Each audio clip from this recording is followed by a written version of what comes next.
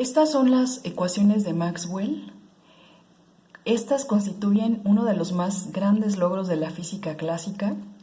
Su importancia radica en su extraordinario poder para poder representar todos los fenómenos electromagnéticos por medio de estas 4 ecuaciones diferenciales publicadas por primera vez en 1865 por el científico James Clerk Maxwell.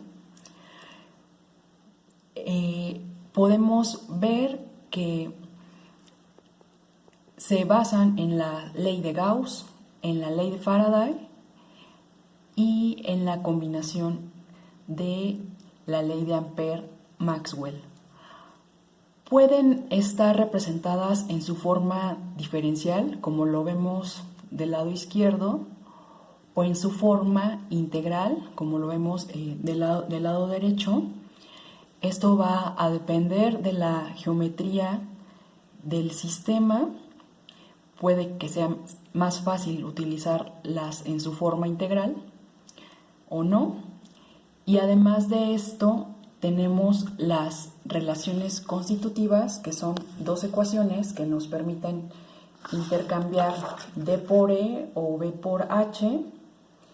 Estas relaciones constitutivas establecen correspondencias entre las intensidades de los campos eléctricos y magnéticos y sus respectivas densidades de flujo. Comenzando por la ley de Gauss, vemos que tenemos allí la divergencia de 2 vectores, el vector D y el vector B. El vector D de la inducción de campo eléctrico y el vector B de inducción de campo magnético. En la primera, esto es igual a la densidad de carga eléctrica, y en el producto punto de nabla con B, esto es igual a 0. Aquí vemos que en su forma integral, la primera puede obtenerse de una integral de superficie o una integral de volumen con la densidad de carga eléctrica. Y también en la 2 vemos que el resultado de esta integral de superficie es igual a 0. Este diferencial de superficie para coordenadas esféricas es r cuadrado seno de teta, diferencial de teta, diferencial de phi, por el vector normal, y esto es el vector nabla, es el equivalente al operador nabla, y pueden utilizarse diversas geometrías. La que mayormente se utiliza es la de coordenadas esféricas. Aquí la diferencia de las dos radica en su aplicación, ya que en la ley de Gauss para el campo magnético nos dice que el flujo del campo eléctrico a través de una superficie cerrada va a ser proporcional a la carga encerrada por dicha superficie. Para el campo eléctrico, las líneas de fuerza son radiales. Por lo tanto, al realizar la integración de la superficie, podemos obtener la carga encerrada de acuerdo a esta ley. Pero, a diferencia del campo eléctrico, la ley de Gauss para el campo magnético nos dice que el flujo sobre una superficie cerrada del campo magnético siempre debe de ser nulo. Y esto lo observamos en las líneas de campo que se observan aquí en la ilustración. Acá entonces vemos que las líneas de campo salen y vuelven a entrar, salen y vuelven a entrar.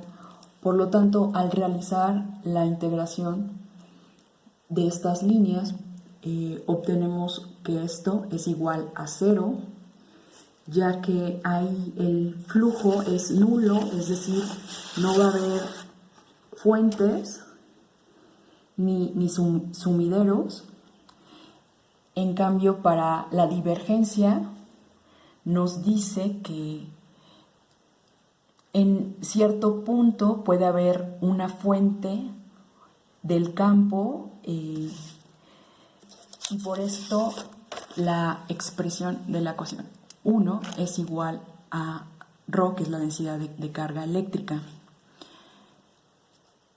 Continuando entonces con las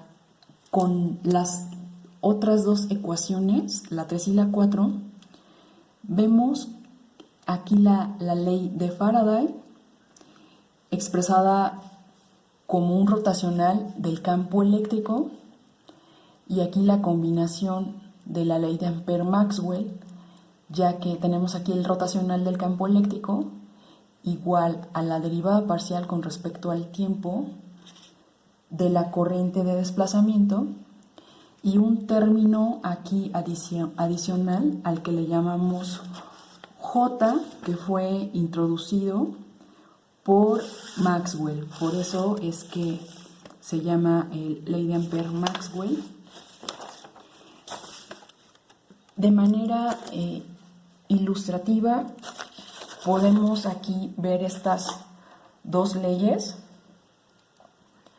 Para el caso de la ley de Ampère-Maxwell, este término J, a la que la llamamos corriente de conducción, puede determinarse como el producto de la conductividad eléctrica por el vector campo eléctrico.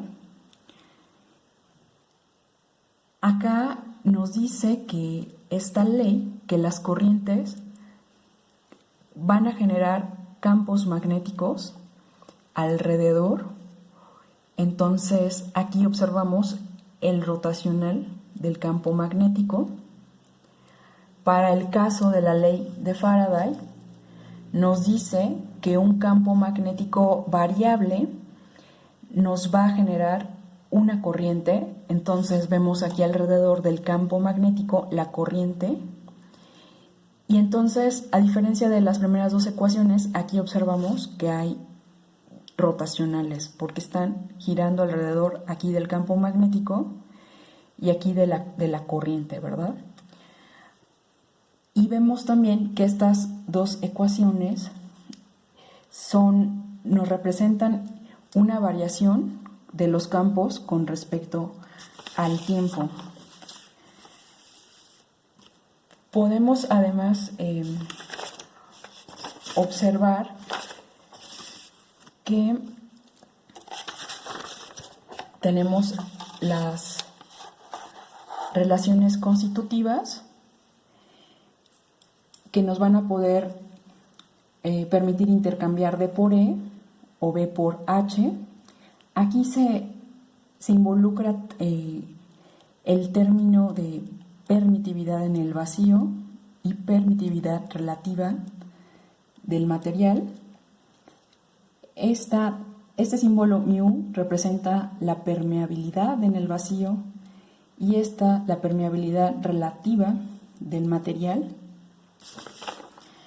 Posteriormente vamos a verlo en otra clase.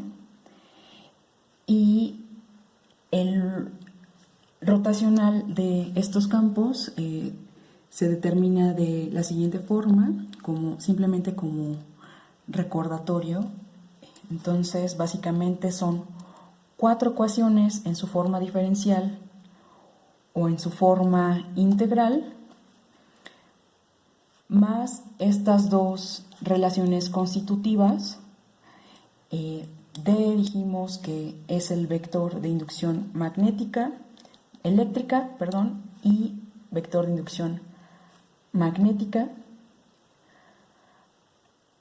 D es la corriente de desplazamiento. J especifica la densidad de corriente de conducción eléctrica, entonces agregado por Maxwell. Y esto es todo.